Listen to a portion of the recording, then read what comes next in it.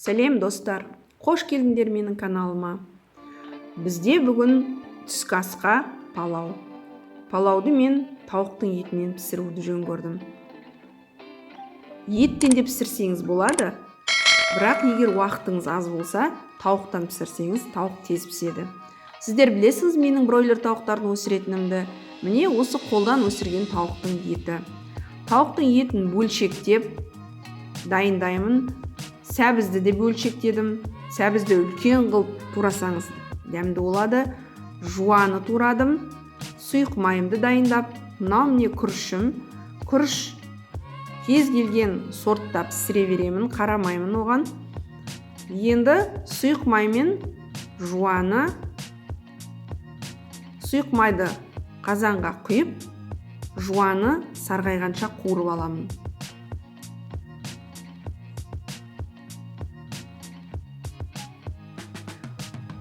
Күріш деген палау біздің үйде ең бір сүйікті астарымыздың бірі. Жанұямыз өте жақсы көреді.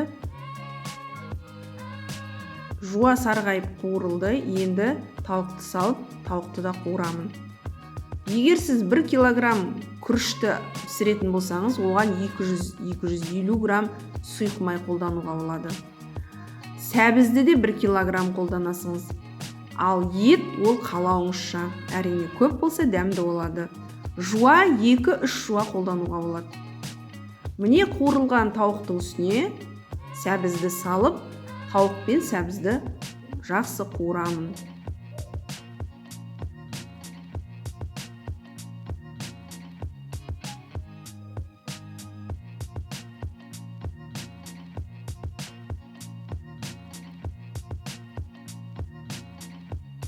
Енді тұзын саламын. Тұзын мен әр кезде өзімнің қасықпен емес, қолыммен салған жақсы көремін. Сосын дәмдеуіштерді салуға болады. Менде бұрыш пен паприка, кориандр салуға да болады.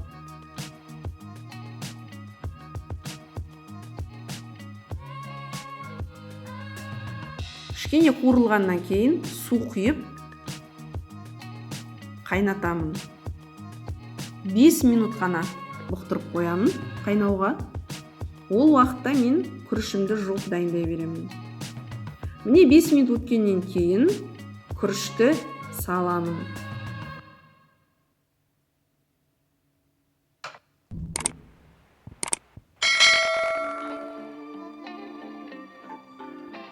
Күрішке су құямын.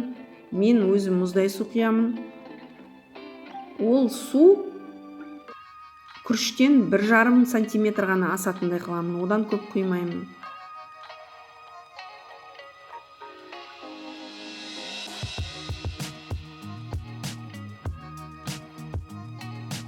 Суды құйғаннан кейін отты қатты күшейтіп, осы судың сарқылуын күтемін. Су сарқылғаннан кейін отты басып, қазанның қақпағын жауып қоямын. Егер қазанның қақпағы дұрыс жабылмаса, онда пакет пайдаланамын. Күріштің бетіне пакет төсеп, қақпағын жабамын.